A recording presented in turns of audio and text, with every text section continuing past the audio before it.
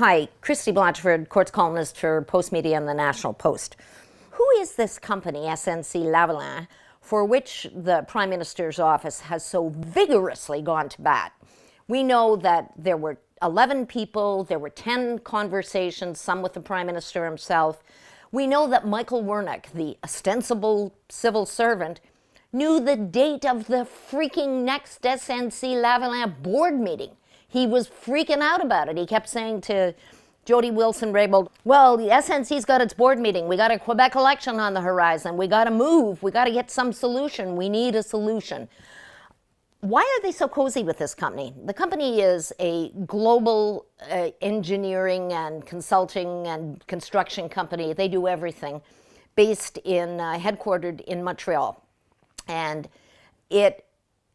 I think as of about 2012, when the problems for which they are now facing bribery and fraud charges first came to light. These are activities they were allegedly engaging in Libya. When that all first came to light, there's no doubt that SNC Lavalin cleaned house. They brought in an entire new board of directors, they imposed rigorous ethical standards, and they had a couple of CEOs, including the fellow who's there now, Neil Bruce, who seemed to be really tough on business ethics. And that's nice.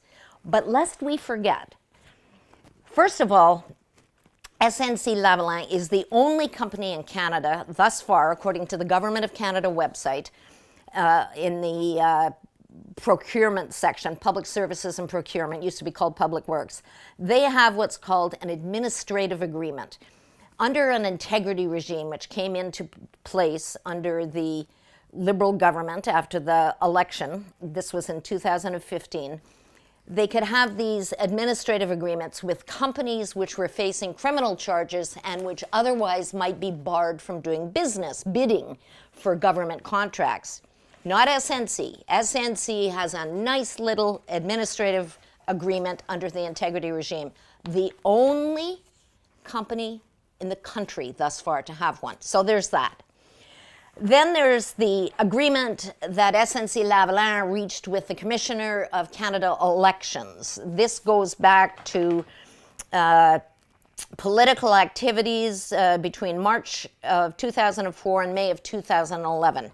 SNC enters into a compliance agreement with the Commissioner of Elections. And, oh, here comes my dog. Sorry, he's very anti-SNC, I must tell you.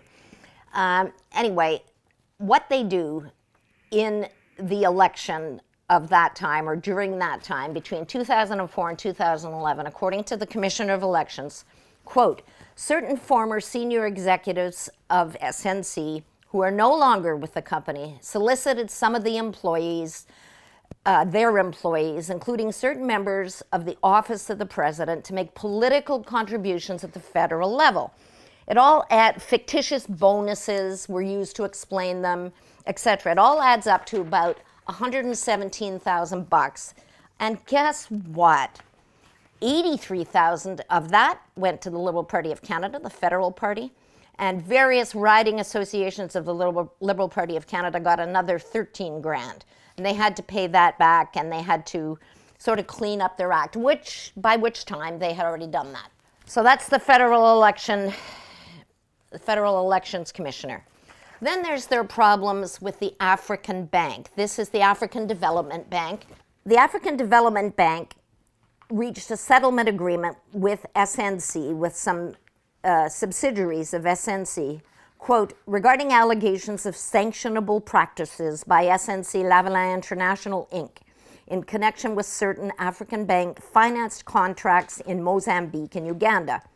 Under the agreement, this is the very sort of agreement that SNC is seeking in Canada to do away with the fraud and bribery charges they are now facing in connection with Libya activities.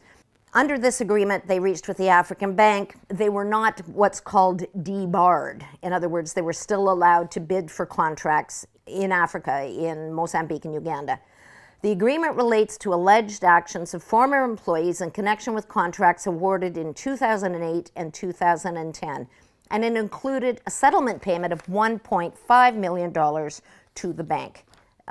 So there's that. Then there's one last thing. Sorry, I'm going on forever here, but it's important, I think, that we know who this company is or was.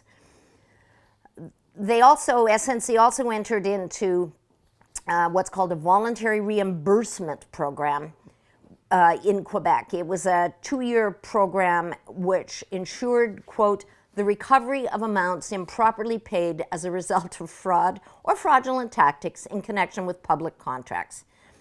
So why is the Liberal Party, and this government in particular, so cozy with this company? So what if they were to move? So what if there were some jobs lost? This is the same government which, to my way of thinking, hasn't been particularly empathetic to the dreadful plight of Albertan oil and gas workers. But that's a side point.